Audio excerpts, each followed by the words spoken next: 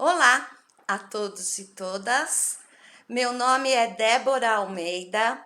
Este é o programa Passando a Letra na rádio e TV Lula na Veia. Hoje nós vamos falar sobre a CPI da Covid, que ouviu o Otávio Facuri.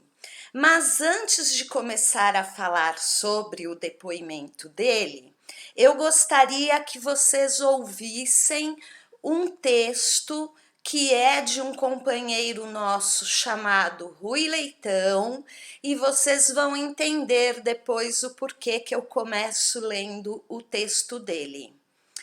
Atenção para o texto, por favor. O conservadorismo raivoso. Os ambientes virtuais das redes sociais têm revelado um fenômeno político que preocupa: o crescente conservadorismo raivoso.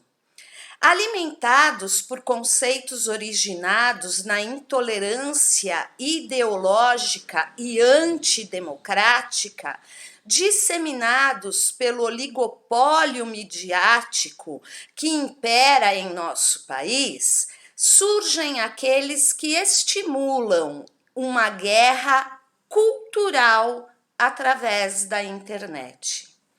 Na ânsia de quererem fazer prevalecer suas opiniões, desconhecem os limites do bom senso e criam tensões desnecessárias, vociferando críticas furiosas contra aqueles aos quais elegeram como inimigos políticos. O mundo virtual torna-se um escudo para a aplicação comportamental colérica, em razão da distância que o separa do contendor e a possibilidade do anonimato.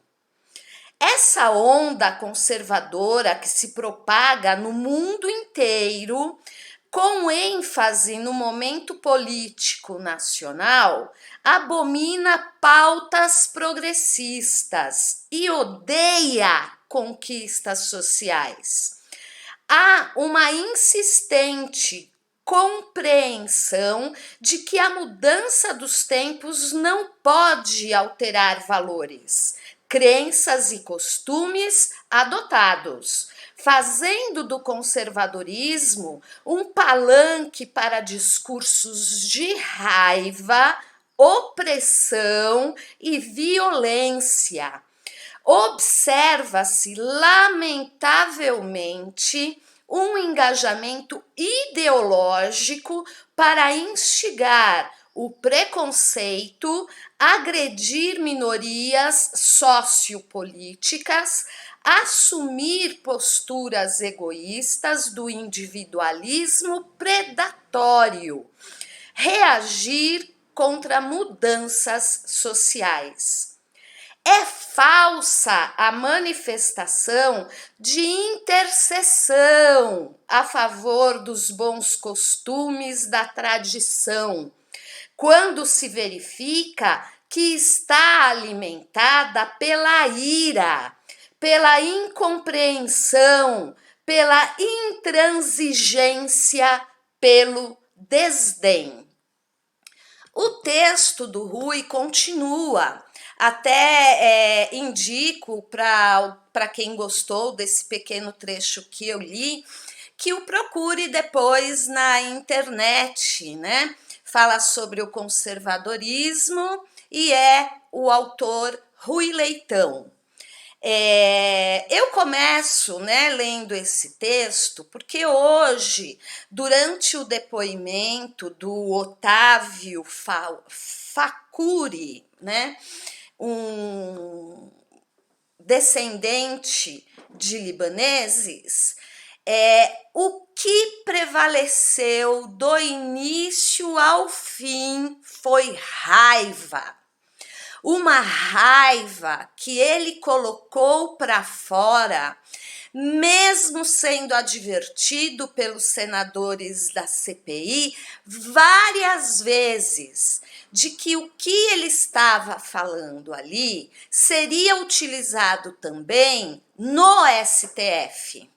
E mesmo assim ele não conseguia conter a raiva dele. Ele começou o depoimento dele mostrando-se bastante nervoso. E a gente inicialmente pensou que o nervoso dele, né, viria em função de temer as punições às quais ele está se sujeitando em função do seu apoio a fake news. Mas não, em poucos minutos da CPI, deu para perceber que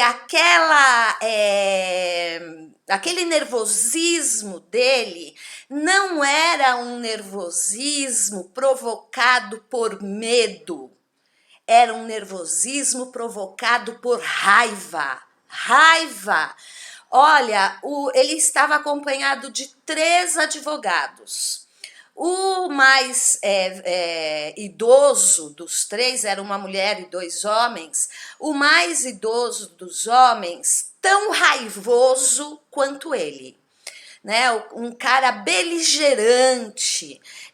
A CPI, logo no início, foi interrompida em função das intervenções que ele estava fazendo, ou seja, algo que ele também, como um advogado que já deve ter aí uma boa estrada, né, sabendo que não podia agir daquele jeito, arriscou-se a defender, né, o cliente dele, o Otávio Facuri, de forma também raivosa.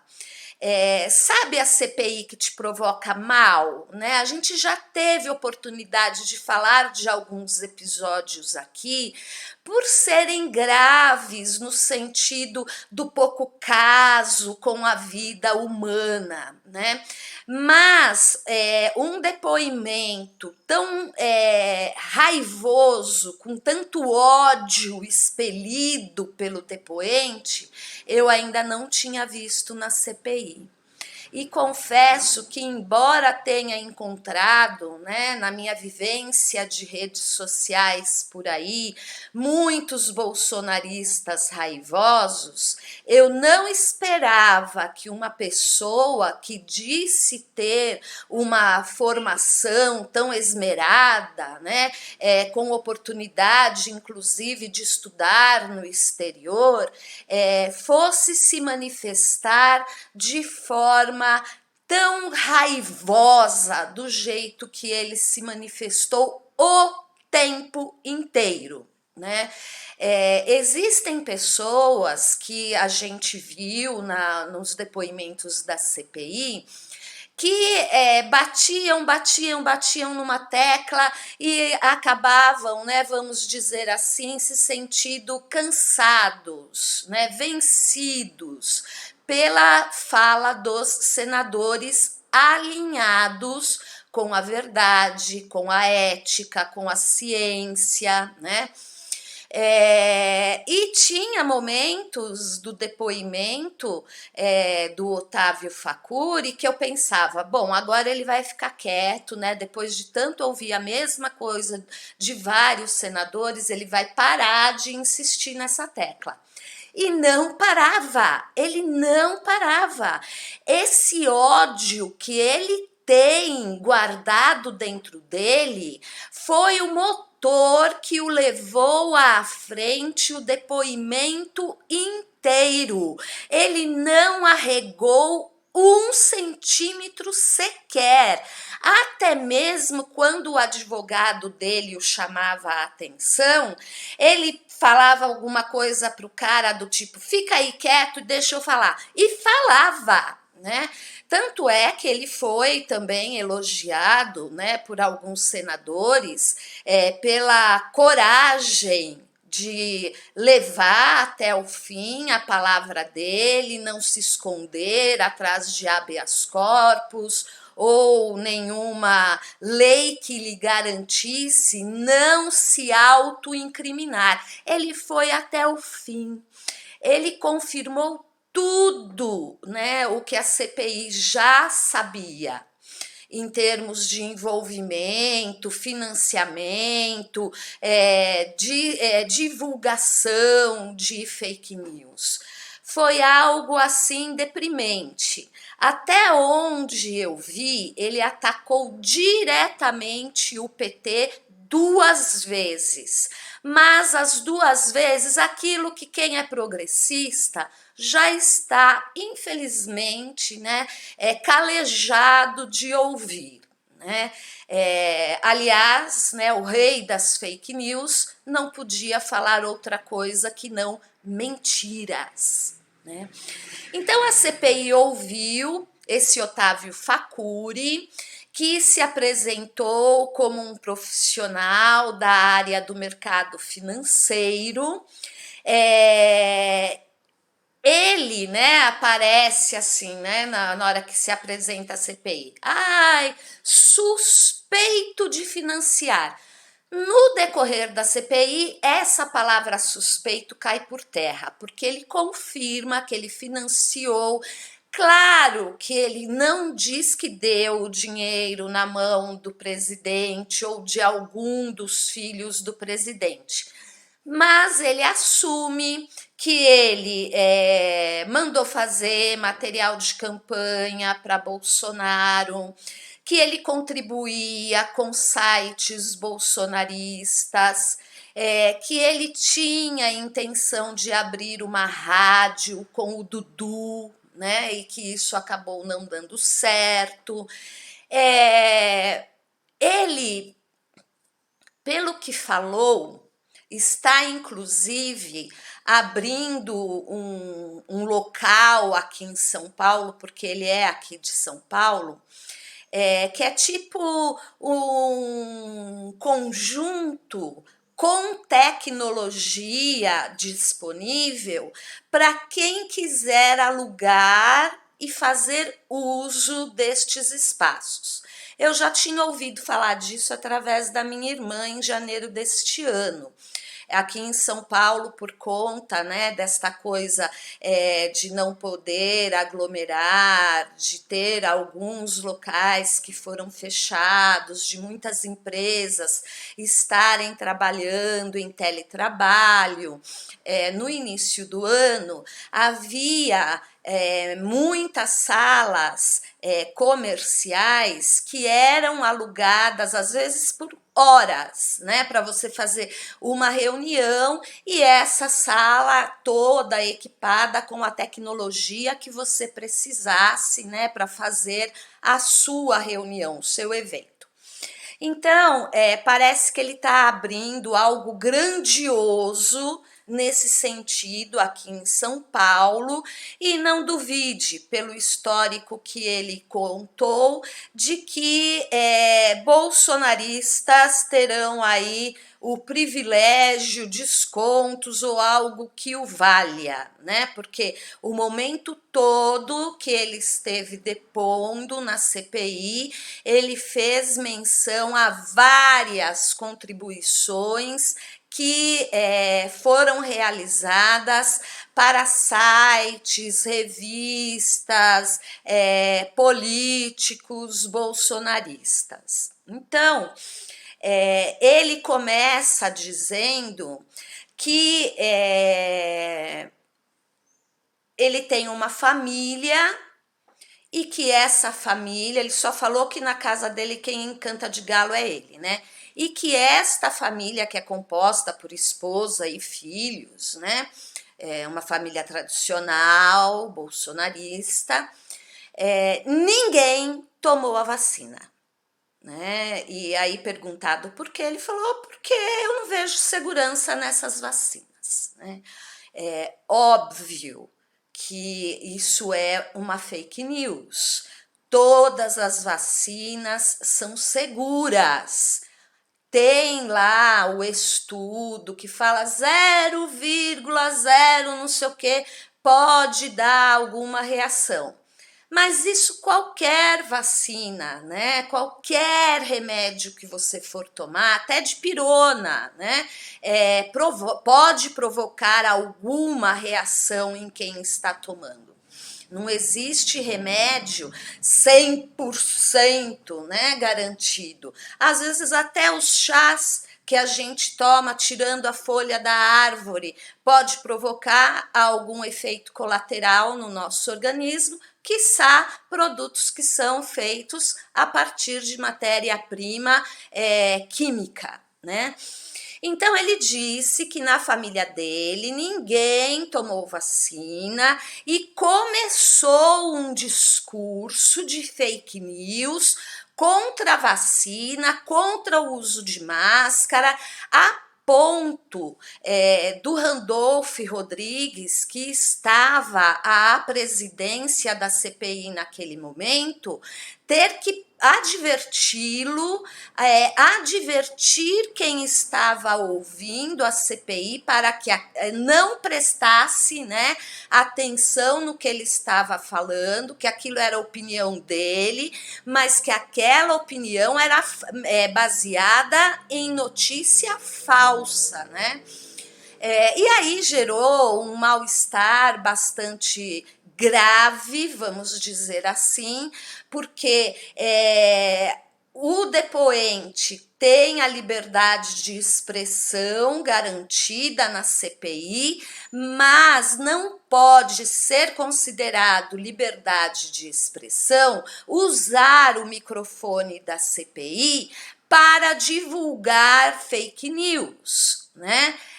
Então, o tempo inteiro, e ele se batendo com os senadores e se batendo com raiva, né? Assim, em nenhum momento ele ficou sem graça, vermelho ou coisa que o valha. Ele batia de frente com os senadores e reafirmava o que ele estava dizendo, né? A ponto de um dos senadores virar para ele e falar assim: o senhor está querendo dizer que os remédios do kit Covid fazem efeitos? E ele falou: faz, tanto faz que a minha família toda tomou e ninguém ficou doente, né? Aí o senador virou para ele e falou assim: então fala, quais são os remédios, né? Pensa que ele fugiu de falar os nomes dos remédios? Ele falou um por um, né?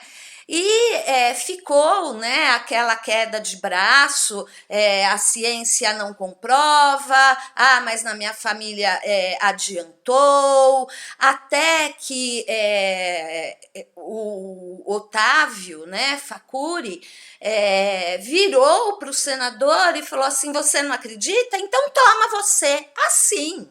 Uma falta de educação que você não diria que aquele cara tem todos os diplomas que ele diz ter na sala dele, né? Porque na cabeça não deve ser, né? Só para enfeitar a parede mesmo. Ele mencionou que se tornou patriota por conta da corrupção dos governos anteriores, mas ele não apresenta prova, né, a respeito disso. E ele fala, né, a respeito da família, que eles estão esperando que aconteça a terceira fase de testes das vacinas para que ele autorize a família dele a tomar as vacinas. E olha, Randolph Rodrigues trouxe informação desmentindo ele, o senador Rogério de Carvalho também trouxe. Não havia quem convencesse este senhor. Mas, logo no início também deste depoimento, nós tivemos um momento muito emocionante e emocionado. O senador Contarato pediu a palavra e os senadores, né, acredito que já sabendo do que se tratava, o senador Aziz permitiu, inclusive, que ele subisse até a mesa e falasse da cadeira da presidência da CPI, o que ele queria falar para o Otávio Facuri. E aí o senador Contarato, muito emocionado, fez uma fala dirigida diretamente ao Otávio Facuri, falando, né, você entrou aqui falando da sua família, porque inclusive no discurso inicial dele, ele tenta, né, passar um pouco de brilho na imagem dele, contando que o Hospital Sírio-Libanês sempre pôde contar com a filantropia e as doações da família dele, né, que disse que tem origem libanesa, né, o avô dele parece que veio do Líbano. Então, aí o Contarato vira para ele e fala: o senhor veio aqui, falou tão bonito a respeito da sua família, eu acredito no que o senhor disse, mas eu gostaria de lhe fazer uma pergunta. A sua família é melhor do que a minha? E aí, né, o Facuri ficou naquela que não sabia se falava A, se falava B, se ficava mudo, né, e o Contarato emendou e mostrou através do telão lá na CPI algumas, vamos dizer assim, injúrias que o Facuri teria escrito nas suas redes sociais. Parece que ele se utiliza muito do Instagram, pelo que eu ouvi da CPI, né? Otávio Facuri. E aí, o senador Contarato, através, né, da fala dele, criticou os ataques homofóbicos que ele, Facuri e outros bolsonaristas se sentem muito à vontade em fazer nas redes sociais. O Contarato, assim como já fez em outras vezes, admitiu, né, publicamente que ele é casado com um outro homem e que eles têm um casal de filhos. E, inclusive, nesse post, né, do Facuri, o Facuri tenta fazer piadinha homofóbica com o Contarato, o senador Contarato. E o senador Contarato não se calou, né? Embora muito emocionado, porque a gente pode imaginar quem sofre preconceito, o que passa. Saber não, saber só sabe quem sofre, mas a gente pode imaginar o que uma pessoa que sofre preconceito passa, porque o senador Contarato, eu não o conheço pessoalmente, então não posso falar da sua personalidade, mas por estar ali como senador, a gente tem a ideia, né, de que seja um homem forte, né, que consiga entrar num embate verbal e não se deixar, né, levar muito pelos seus sentimentos. Mas naquele momento o Contarato estava muito emocionado. Depois que terminar o meu programa, vocês estão liberados para procurar na internet, o YouTube tem. A cena, né, as cenas que mostram esse discurso do Contarato, tá bom? Então fiquem à vontade depois para se emocionarem com ele também. Na sequência, né, o Renan alertou o Facuri para tomar cuidado com o que ele falasse, né, porque o seu depoimento na CPI da Covid seria usado na CPI das fake news também. O Facuri é denunciado como um dos principais financiadores de fake news nas redes sociais. Aí, Facuri foi confrontado sobre a campanha negacionista, né? Porque ele, a todo momento que podia, usava o microfone da CPI para falar tudo aquilo que vocês já ouviram da boca de bolsonarista, negando, né, tanto a Covid como os ataques aos chineses. Aí o Renan apresentou um vídeo onde o próprio Facuri participa e é um vídeo muito bem produzido. Não é esse aqui que a Débora Almeida está fazendo, ou a grande maioria, né, de nós progressistas estamos produzindo. Aquela coisa simplesinha, quando muito uma vinheta no início. Não, um vídeo muito bem feito, como se fosse uma campanha publicitária de alguma empresa, né? Tem como objetivo esse vídeo desacreditar o uso da máscara e o distanciamento social. Nós que estamos acompanhando a CPI da Covid, a gente percebe que nos bolsonaristas havia ou há um medo muito grande de que as atividades econômicas fossem paralisadas em função da pandemia. Então, tudo que eles puderam fazer para desacreditar o uso da máscara e o distanciamento social como um protocolo de combate ao vírus, eles fizeram.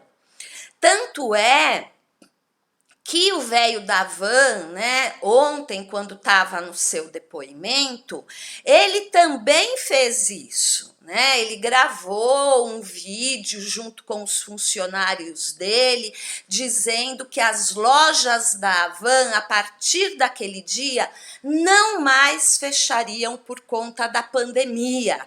E coincidiu com aquela história dele começar a vender nas lojas dele os itens da cesta básica, né, para que fosse visto o comércio dele como um mercado, né, onde as pessoas vão comprar itens alimentícios para sua subsistência, e assim ele não fosse punido pela lei por manter as suas lojas abertas, mesmo que o município, o governador ou o prefeito pedissem para que fechasse, né? Então, a gente vê isso se repetir no Otávio Facuri, só que de uma outra forma, né? Como ele é um grande empresário, parece ter aí uma fortuna guardada, porque é só de milhões para cima que se fala, né? Então, a forma dele de garantir essa campanha contra o isolamento social e um possível lockdown foi produzir vídeos que fossem jogados nas redes sociais para que a economia do Brasil não viesse a sofrer com possíveis fechamentos das empresas e do comércio. E o tempo todo perguntando para ele: o senhor mudou de opinião ou o senhor continua acreditando nisso? Não, eu continuo acreditando nisso, né? Então, o cara não arredou o pé 1 centímetro sequer, né? E o momento todo falando que aquilo que ele estava dizendo não era fake news, era opinião pessoal dele, né? E aí foi aquilo que eu já falei para vocês, o tempo inteiro os senadores tendo que voltar a explicar para ele o que é liberdade de expressão e o que não é, porque ele insistia em usar o tempo todo o microfone da CPI para continuar espalhando fake news. Na sequência, ele defendeu os remédios do kit Covid. Inclusive afirmou que os riscos destes remédios, incluindo a hidroxicloroquina, eram baixos. A comunidade científica inteirinha falando dos riscos que a pessoa corre, né, quando toma a hidroxicloroquina, em função dela atacar o coração, e ele ali no microfone da CPI espalhando fake news a respeito da medicação. E admitiu que ele e a família dele toda que não tomou a vacina, tomou o kit Covid, né? Aí o Randolph Rodrigues, de novo, né, advertiu o Facuri, advertiu as pessoas que estavam assistindo a CPI, e ficou, de verdade, por várias vezes, uma situação muito difícil para os senadores, que ao mesmo tempo que tinham que garantir a liberdade de expressão da pessoa, também tinham que indicar na sequência se a pessoa tinha falado fake news ou não, né, para que não houvesse algum engano em quem estava assistindo a CPI, achando que a CPI estava apoiando o que este negacionista estava afirmando ali no seu depoimento. Disse, né, que não foi na CPI para ficar calado, e não ficou mesmo, já disse para vocês, falavam A, ele falava B, C, D, um clima muito deselegante, no mínimo.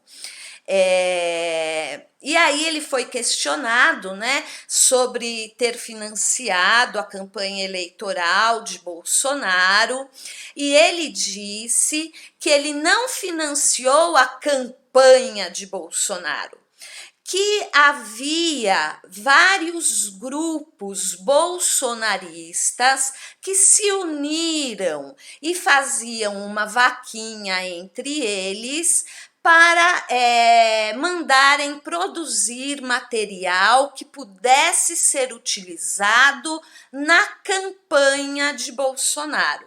Isso para mim dá no mesmo, né? Inclusive, apreenderam, né? Vocês devem lembrar, fizeram buscas e apreensões na casa dele 2 vezes. E numa das vezes pegaram computador, celular e encontraram no computador dele 2 notas fiscais referentes a 560 mil itens, entre bandeirinha, adesivo, até panfleto, com o programa de governo do Bolsonaro. E estas 2, né, notas fiscais que comprovam que ele investiu dinheiro na campanha bolsonarista, ele não declarou para a Justiça Eleitoral, né? Então, a gente vê que no final das contas, quando a coisa reverte para uma CPI, é porque eles já têm conhecimento de que existe material de sobra para abrirem a CPI em si, né?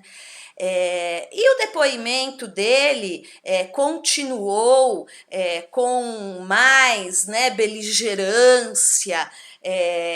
Teve, claro, a participação, né, do robozinho bolsonarista lá, aquele senador horroroso, teve a participação também do Girão, que abre pouco a boca, mas toda vez que abre também só fala porcaria.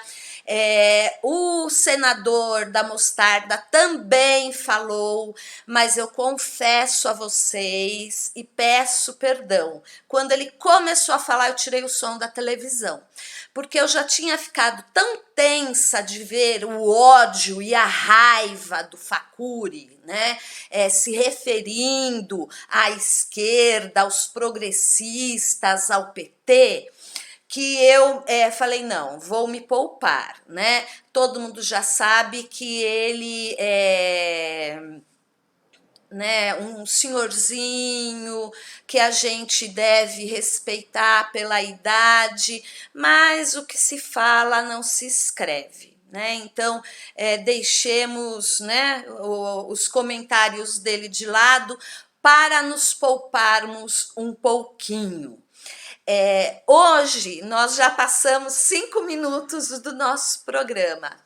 Então, assim como eu fiz menção em meio a este depoimento, do depoimento do velho da van, nos nossos próximos programas, eu vou retomando algumas informações que foram vistas, né, através da sessão de hoje. Amanhã, sexta-feira, é o dia do nosso resumo semanal e o nosso top. Convido você a não perder, né? E agradeço a sua companhia até aqui no dia de hoje. Então, amanhã, às 17h15, você tem um compromisso comigo de novo, aqui na Rádio e TV Lula na Veia. Tchau!